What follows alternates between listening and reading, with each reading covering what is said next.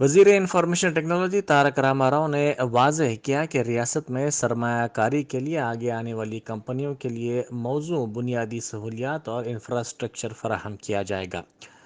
انہوں نے تاج کرشنا ہوٹل میں جرمن سرمایہ کاروں کے اجلاس سے خطاب کرتے ہوئے کہا کہ تلنگانہ حکومت جرمن کمپنیوں کو سرمایہ کاری کی دعوت دے رہی ہے۔ انہوں نے کہا کہ صنعتوں کے قیام کے لیے 2000 ایکڑ اراضی دستیاب ہے۔ جرمنی کی طرف سے صنعتوں کے قیام کے لیے اختیار کردہ طریقہ کار موزوں تھا۔ انہوں نے کہا کہ جرمن حکومت وہاں کے مقامی صنعت کاروں کے ساتھ مل کر کام کر رہی ہے۔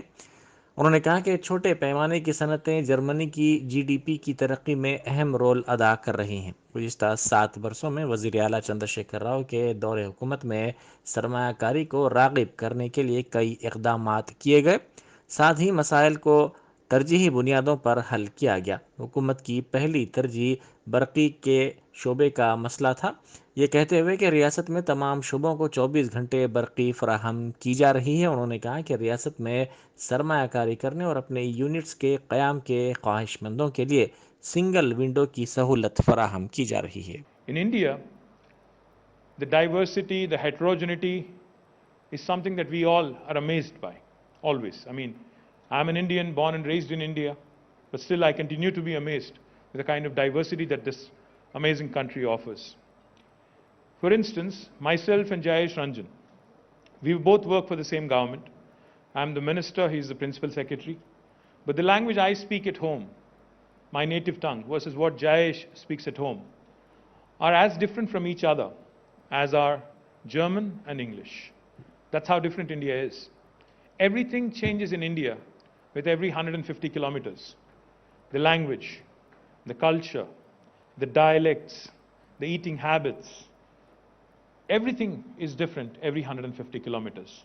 We have 22 official languages in India, but we have more than 300 unofficial languages also. So that's how complex, that's how diverse, that's how heterogeneous our beautiful country is. Therefore, when you are looking to invest in India, when you are looking to do business in India, please do not have an oversimplified version of India as one unit. If you engage with Telangana, you will get one version of India. If you engage with another state in India, you'll get a completely different perspective of doing business in India. So therefore, my appeal to all the German investors who are looking to now redraw strategies after COVID, after the pandemic, who are looking to expand their base in India, who are looking to consolidate their position, their market share in India, my humble appeal to all of you is, you need to look beyond, you need to think beyond Delhi, you need to think beyond Mumbai. Because each state, I mean the overall policy, the overall foreign policy, the overall trade policy, the trade agreements are decided by Government of India, but the action actually lies in the states. States is where the action really is. What do I mean? What I mean is, if you are an investor and if you are looking to invest in India, what all do you look for? ضلع ورنگل میں super speciality دواخانے کی تعمیر کی جائے گی، جس کے سلسلے میں حکومت نے حال ہی میں فنڈز کی انتظامی منظوری دی ہے۔ یہ عصری دواخانہ 1100 کروڑ روپے کے صرفے سے 15 ایکڑ اراضی پر تعمیر کیا جائے گا۔ اس عمارت کے 24 فلورز ہوں گے۔ غریبوں کو کارپوریٹ طرز کی علاج کی سہولت فراہم کرنا اس کا اہم مقصد ہے۔ دواخانے میں ہیلی ایمبولینس سروس بھی دستیاب کروائی جائے گی۔ دواخانے کی یہ عمارت مکمل طور پر ماحول دوست ہوگی۔ حکومت نے رقم کی انتظامی منظوری کے لیے جیو 158 جاری کیا ہے۔ ان میں سول کاموں کے لیے 509 کروڑ روپے الاٹ کیے گئے ہیں۔ صاف پانی سینیٹیشن کے لیے 20.36 کروڑ روپے، میکینیکل برقی پلمبنگ کے کاموں کے لیے 182.18 کروڑ روپے، طبی آلات کی فراہمی کے سلسلے میں 105 کروڑ روپے، ذیلی کاموں کے لیے 54.28 کروڑ روپے، بقیہ کاموں کے لیے 229.18 کروڑ روپے شامل ہیں۔ متعلقہ محکمہ جات کو وزیر اعلیٰ نے ہدایت دی ہے کہ اس سلسلے میں تمام کام جلد مکمل کر لیے جائیں۔ 547ویں عرس شریف حضرت مخدوم خواجہ سید شاہ احمد قتال حسینی اشرفی جلالی رحمۃ اللہ علیہ کولم پلی ضلع نارائن پیٹ کے موقع پر اشرفیہ ایجوکیشنل سوسائٹی کولمپلی کے ذمہ داروں نے میڈیا سے بات کرتے ہوئے کہا کہ عرس کے تمام تر انتظامات کیے گئے ہیں۔ انہوں نے بتایا کہ 9 دسمبر جمعرات کو بعد نماز عصر بارگاہ قتالیہ میں رسم پرچم کشائی عمل میں آئے گی اور بعد عشاء جلسہ عظمت اولیاء ہوگا، جس کو مولانا سید شاہ رضوان پاشا قادری لاؤ بالی بانی دی قرآنک اکیڈمی حیدرآباد خطاب کریں گے۔ 10 دسمبر کو بعد فجر خانقاہ قتالیہ سے جلوس سندل برآمد ہوگا۔ رسم سندل مالی بدست سجادہ نشین مخدوم خواجہ سید شاہ جلال حسینی اشرفی جلالی انجام دیں گے۔ بعد سندل احاطہ درگاہ شریف میں صبح 10 بجے تا دوپہر 2 بجے بین مذاہب کانفرنس بصدارت مخدوم خواجہ سید شاہ محمد الحسینی سجادہ نشین بارگاہ جلالیہ گوگی منعقد ہوگی۔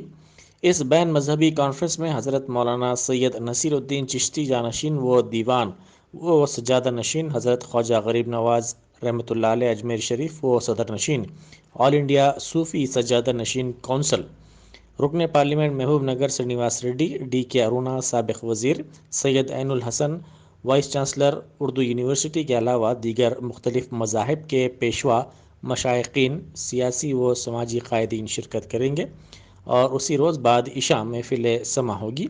11 دسمبر کو صبح 8 بجے محفل قل و تقسیم تبرکات عمل میں آئیں گے۔ عرس شریف کے موقع پر کووڈ-19 کے اصولوں و ضوابط کا خیال رکھا جائے گا۔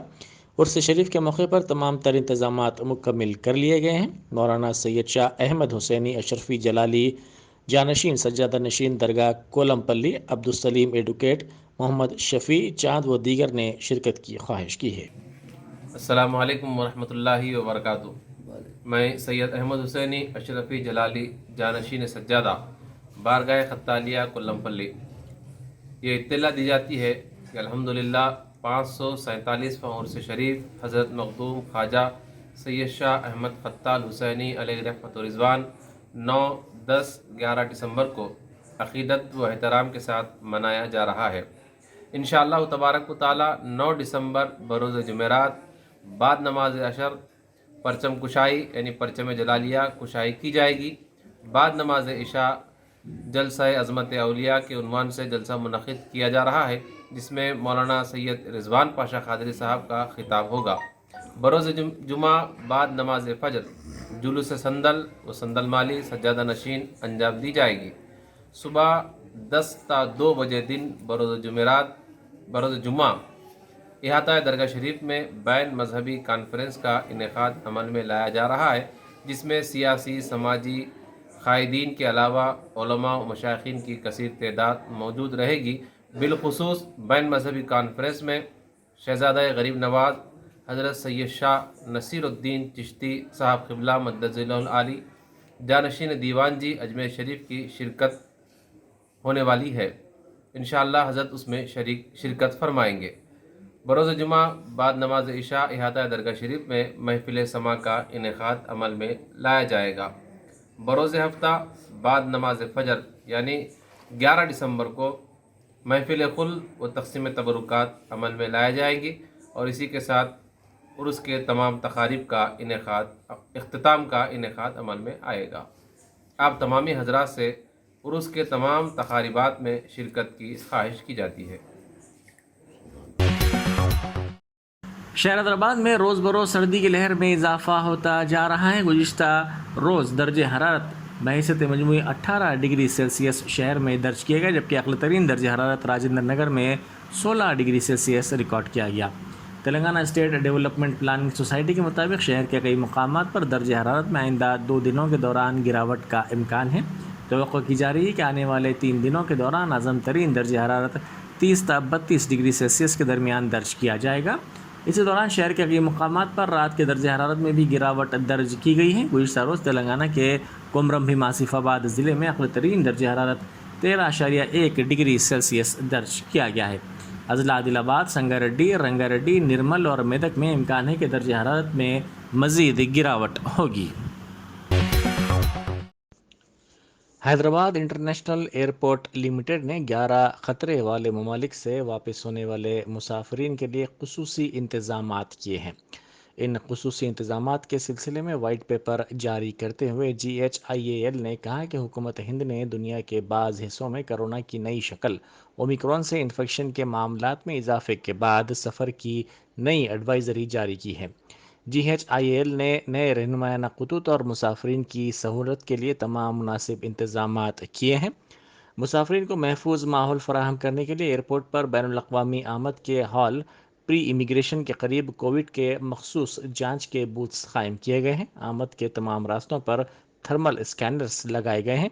तमाम मुसाफरीन को हैदराबाद इंटरनेशनल एयरपोर्ट पर आमद पर थर्मल स्क्रीनिंग अमल से गुजरना होगा। RT-PCR रैपिड PCR करवाने वाले मुसाफरीन की सहूलत के लिए मुनासिब मवासिलाती मवाद को टर्मिनल पर दस्तयाब करवाया गया है। AICC के तर्जुमान डॉक्टर श्रवण ने वाटर बोर्ड के मुलाजिमीन के मसाइल के हल की ख्वाहिश करते हुए अवामी नुमाइंदों को खुला मकतूब तहरीर किया है। उन्होंने इस ख़त में लिखा कि महकमा आबरसानी के मुलाजिमीन के तमाम PRC बकायाजात फौरी तौर पर एक किस्त में अदा किए जाएँ। साथ ही बोर्ड में खाली 1680 मुलाजिमतों को फौरी तौर पर पुर किया जाए। बोर्ड के मुलाजिमीन के लिए सरकारी दवाखानों और निम्स में हेल्थ इंश्योरेंस कार्ड्स की सहूलत फराहम की जाए। उन्होंने ज़ोर देते हुए कहा कि मुलाजिमत के दौरान कोरोना से मरने वाले मुलाजिमीन के ख़ानदानों को फ़ीकस 1 करोड़ रुपए मुआवजा भी दिया जाए। జలమండలి ఉద్యోగులు ఒక రోజు పని బంద్ చేస్తే జంట నగరాల్లో ఉన్నటువంటి 1 కోటి మంది ప్రజలకు మంచినీళ్లు దొరకవు. ఎక్కడ మురుగు అక్కడ రోడ్ల మీదకి వచ్చి డ్రైనేజ్ అంతా పొంగి పొర్లి మురుగు కంపులో కొట్టుకుపోవాల్సిన పరిస్థితి ఏర్పడుతుంది. వాళ్ళ ప్రాణాలని ఫలంగా పెట్టి మనకు ఆరోగ్య భద్రత అందిస్తూ మంచినీళ్లు అందిస్తున్నటువంటి ఒక జలమండలి ఉద్యోగులందరికీ కూడా సరి అయిన సంక్షేమము కాపాడుకోవాల్సిన బాధ్యత మనందరిపైన ఉందనే విషయాన్ని గుర్తు చేస్తూ ఇవాళ కామ్గార్ యూనియన్ తరపు నుండి అధ్యక్షుడిగా జంట నగరాల్లో ఉన్నటువంటి శాసనసభ్యులు, పార్లమెంట్ సభ్యులు, లెజిస్లేటివ్ కౌన్సిల్ సభ్యులు వీళ్ళందరికీ కూడా స్పెసిఫిక్ కొన్ని డిమాండ్స్ తో ఈ రోజు ఒక బహిరంగ లేఖ రాయటం అవుతా ఉంది. అంగట్లో అన్ని ఉన్నాయి, అల్లు నోట్లో శనన్నట్లుగా ముఖ్యమంత్రి గారే సాక్షాత్తు ఈ బోర్డుకు చైర్మన్ గా ఉన్నారు. కానీ ఆ సంస్థలో పనిచేస్తున్నటువంటి ఉద్యోగులకు మాత్రం అనేక రకాలైన వివక్షకి వాళ్ళు ఎదుర్కొంటున్న పరిస్థితి చూస్తా ఉన్నాం. ప్రధానంగా ఇవాళ PRC బకాయిలు ప్రభుత్వ ఉద్యోగులకు ఇచ్చినట్లుగానే PRC బకాయిలు వెంటనే ఒకే దఫాలో చెల్లించాలా, విడతల వారీగా చెల్లించొద్దు అని చెప్పని డిమాండ్ చేస్తా ఉన్నాము. రెండవది 89లో 6,000 మంది ఉద్యోగులతో ఈ సంస్థ ఏర్పరిస్తే ఇవాళ ఆ రోజు 35 లక్షల కోసం జనాభా కోసం 6,000 మంది అంటే ఇవాళ 1 కోటి మంది జనాభా 3,000 మంది మాత్రమే పనిచేస్తా ఉన్నారు. 1680 ఉద్యోగాలు ఖాళీలు ఉన్నాయి. అవుట్ సోర్సింగ్ లో ఇవాళ ఇష్టం వచ్చినట్టు శ్రమదోపిడికి గురవుతా ఉన్నారు. కాబట్టి ఖాళీలన్నీ భర్తీ చేయాలా. తర్వాత అవుట్ సోర్సింగ్ కార్మికులు, HR, NMR కార్మికులు వీళ్ళందరి యొక్క సమస్యలు పరిష్కరించి వాళ్ళ సర్వీసెస్ రెగ్యులరైజ్ చేయాలని చెప్పని కూడా కోరుతా ఉన్నాము.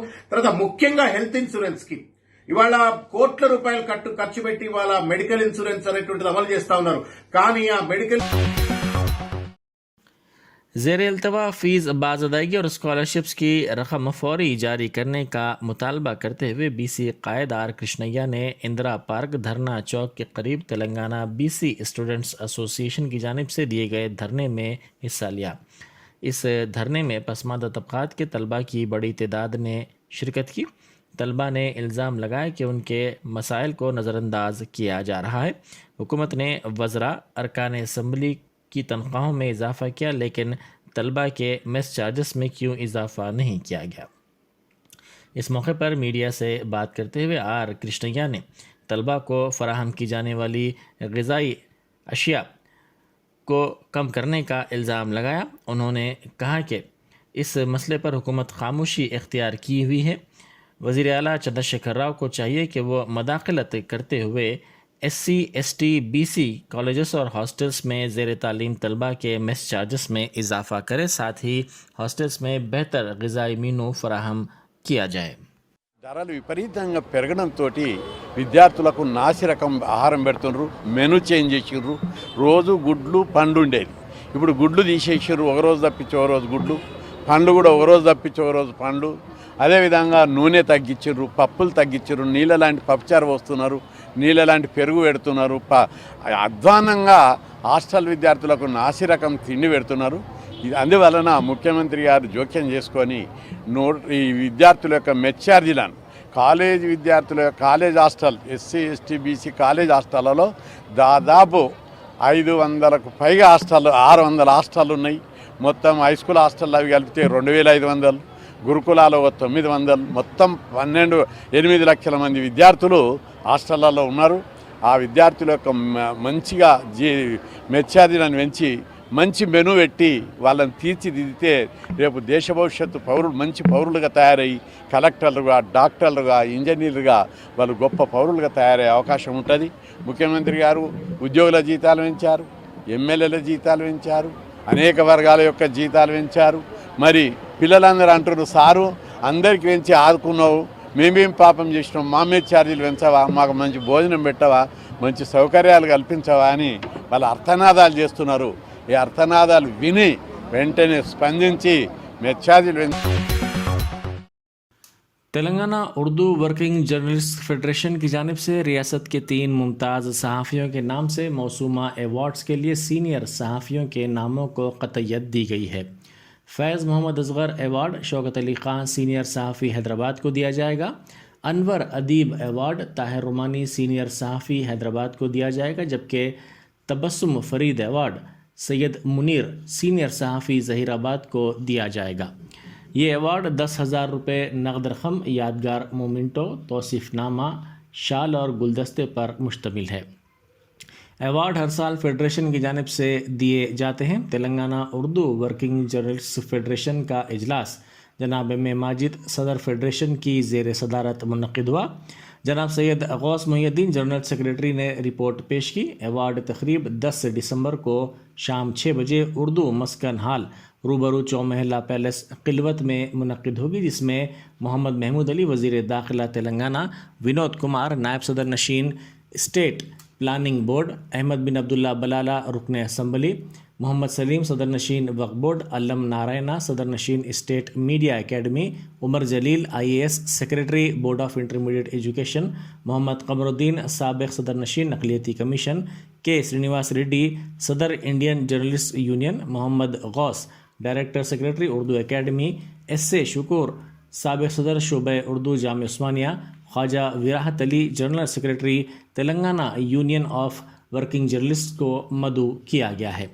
इजलास में ताहिर रुमानी, हबीब Ali अलजीलानी, FM Salim, SSK Husaini Iqbal, Mohammad Amjad Ali, MA Mohsin, Sheikh Rafi, Kader Faisal और लतीफ़ बाबला ने शिरकत की। फेडरेशन ने उर्दू सहाफ़ियों से 10 दिसंबर को होने वाली इस तकरीब में शिरकत की ख्वाहिश की है।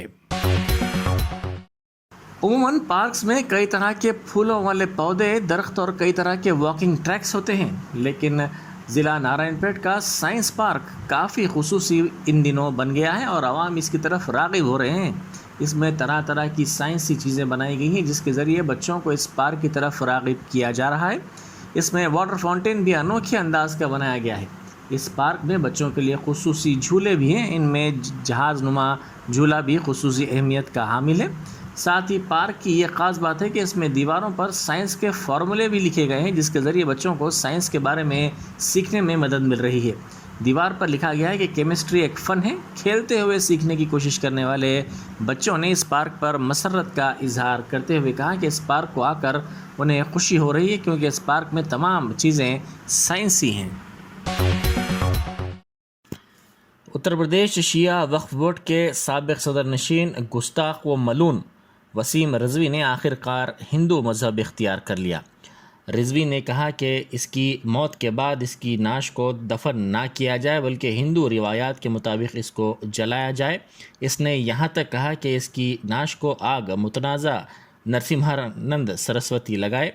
सरस्वती गाज़ियाबाद के एक मंदिर का पुजारी है। मलून वसीम रिजवी का वीडियो सोशल मीडिया के मुख्तलिफ़ प्लेटफॉर्म्स पर तेज़ी के साथ वायरल हो रहा है, जिसमें इसने कहा कि राम जन्मभूमि के मामले में मंदिर की हिमायत पर सबसे पहले इसको इस्लाम से निकाल दिया गया। जुमे की नमाज के बाद इसके पुतले जलाए जाते हैं और सर काटने पर इनाम भी रखा जाता है और इनाम बढ़ाया भी जाता है। देखिए, इस्लाम के मानने वालों ने, जो इस्लाम को धर्म मानते हैं, उन्हीं ने मुझको निकाल दिया। सबसे पहली बार राम जन्मभूमि के मामले में जब मैंने मंदिर का पक्ष लिया था, तब मुझको इस्लाम से निकाला गया था। उसके बाद मदरसे पर आवाज़ उठाने पर इस्लाम से निकाला गया था। اس کے بعد قرآن کے اوپر بات اٹھانے پر مجھے اسلام سے نکالا گیا. جمعے کی نماز کے بعد میرے پتلے جلائے جاتے ہیں. ہمارے یتی نرسنگانند جی کے پتلے جلا کر ان کا سر کاٹنے پر انعام رکھا جاتا ہے, بڑھایا جاتا ہے. سناتن دھرم کے بارے میں نے پڑھا. سناتن دھرم دنیا کا سب سے پہلا دھرم ہے اور بہت اچھا دھرم ہے. ہمیشہ انسانیت کے لیے اس نے اپنی قربانیاں دی ہیں. تو اس طرح کا دھرم میرے خیال سے دنیا میں کوئی دوسرا ہماری نگاہ میں تھا.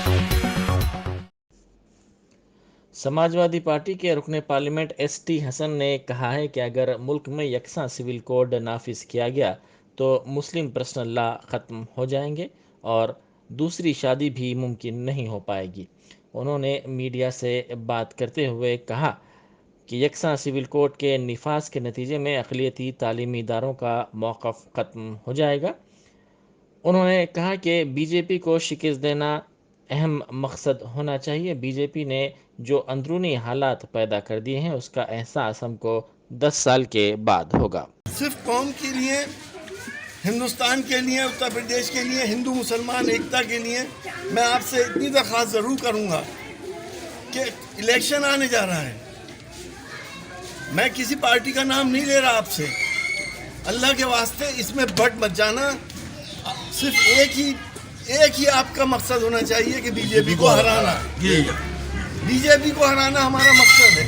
اور کیونکہ بی جے پی نے جو اندرونی حالات پیدا کر دیے ہیں اس کا احساس آپ لوگوں کا بھی نہیں ہو رہا ہے. اس کا احساس 10 سال کے بعد ہوگا کہ ہم کہاں پہنچ گئے. اگر ایک قانون آنے والا ہے, کامن سول کوڈ گیا, سی اے کے اوپر ہم نے پورا پروٹیسٹ کرا. دھارا 370 کے ہم لوگ خلاف تھے, ہم پارلیمنٹ میں بولے. لیکن اگر کامن سول کوڈ آتا ہے تو مسلم پرسنل لاز ختم ہو جائیں گے. ہم اپنی اولاد کو وراثت میں جو ترکہ دیتے ہیں, پوری دنیا کا واحد مذہب اسلام ہے جس نے عورتوں کو باپ کے حصے, ہمارے ہبے ختم ہو جائیں گے, دوسری شادی نہیں کر سکتے. ایک بڑی سمسیا کیا آئے گی جو میں آپ کو بتانا چاہتا ہوں, جو آپ کے دماغ میں رہنی چاہیے, کہ آرٹیکل 30 اور آرٹیکل 29 ختم ہو جائے گا. اگر آرٹیکل 30 اور آرٹیکل 29 ختم ہو گیا تو جتنے ہمارے اقلیتی ادارے ہیں, چاہے جامعہ ملیہ اسلامیہ ہو, جامعہ ہمدرد ہو, علی گڑھ مسلم یونیورسٹی کا تو کیس چل رہا ہے, ہمارے مراد آباد میں مسلم ڈگری کالج ہے, کوئی ضلع ایسا نہیں جہاں پہ اقلیتی ادارے نہ ہو. سب کا مائنارٹی کریکٹر ختم ہو جائے گا. مائنارٹی کریکٹر ختم ہونے کا مطلب یہ ہے کہ آپ کے بچے اس میں پرائرٹی پہ تعلیم حاصل نہیں کر سکتے. جب تک کریکٹر رہتا ہے 50% آپ کے بچے لیے جا سکتے ہیں میرٹ کے بغیر. پھر ہمارے بچے کہاں جائیں گے؟ آج ڈاکٹر انجینئر بننا ہے, جامعہ ہمدرد میں بھی ہو رہے ہیں, علی گڑھ مسلم یونیورسٹی میں بھی ہے, جامعہ ملیہ اسلامیہ میں بھی ہے, ساؤتھ کی کچھ یونیورسٹیز ہیں. تو آخر ان ارادوں کو سمجھ لو کہ اس پارٹی کا واحد مقصد غالباً یہی ہے کہ ہندوستان کا مسلمان بے روزگار ہو جائے اور مزدوری کرنے لگے. لیکن اللہ کی شان بہت بڑی ہے, گھبرانے کی ضرورت نہیں ہے. اس سے ہم لوگ مانگتے ہیں, اس پہ یقین کرتے ہیں, اور ہمیں پوری امید ہے کہ ساری سازشیں جو ہمارے خلاف ہو رہی ہیں وہ ناکام کریں گے, اور انشاءاللہ تعالی ہم سب لوگ سرخرو رہیں گے. پیار محبت سے ہندو مسلمان اس ملک کے اندر رہتے آئے ہیں اور آگے بھی رہتے ہیں. بالکل. تیلگو فلموں کے مشہور اداکار رام چرن کی بیوی اپاسنا کامینینی نے زو پارک میں ایشیائی ببر کے جوڑے کی ذمہ داری قبول کی. اپاسنا اپولو فاؤنڈیشن اور اپولو لائف کی نائب صدر نشین ہیں. انہوں نے ایشیائی ببر جوڑے وکی اور لکشمی کی ذمہ داری 1 سال تک قبول کرنے کے لیے زو حکام کو 2 لاکھ روپے کا چیک حوالے کیا. اپاسنا اور انوشا پالا کامینینی نے نہرو زو پارک کے کیوریٹر راج شیکھر کو ان جانوروں کی ذمہ داری قبول کرنے کی فیس کے طور پر یہ رقم دی ہے. گزشتہ سال جولائی میں اپاسنا نے نہرو زو پارک میں ایک ایشیائی ہاتھی کی ذمہ داری قبول کی تھی. راج شیکھر نے اس موقع پر اداکار کی اہلیہ کو 1 سال کے لیے ببر کے جوڑے کی ذمہ داری قبول کرنے پر مبارکباد پیش کی ہے. بیرسٹر اسد الدین اویسی ایم پی و صدر کل ہند مجلس اتحاد المسلمین نے ناگالینڈ میں سیکیورٹی فورسز کی جانب سے بربریت کا مظاہرہ کرتے ہوئے معصوم اور بے گناہ 17 شہریوں کی ہلاکت کی شدید مذمت کی۔ انہوں نے اس مسئلے کو پارلیمنٹ میں وقفہ سوالات کے دوران اٹھاتے ہوئے ان افراد کو خراج پیش کیا اور کہا کہ مسلح فورسز کے خصوصی اختیارات والا قانون افسپا دبانے اور کچلنے کے ساتھ ساتھ منافرت کی علامت بن گیا ہے، اس کو فوری طور پر منسوخ کرنا چاہیے۔ انہوں نے ایوان میں پوچھا کہ کیا حکومت ان شہریوں کو ہلاک کرنے والوں کے خلاف قانونی کارروائی بھی کرے گی۔ صدر مجلس نے کہا کہ ان افراد کو وردی میں رہنے والے افراد قرار نہیں دیا جا سکتا۔ Sir, I strongly condemn this barbaric killing of 17 innocent Indians. I offer their condolences to them. AFSPA is a symbol of oppression, is an object of hate. It should be repealed. And may I know, sir, and may I know from the government, will the government give permission to sanction those killers?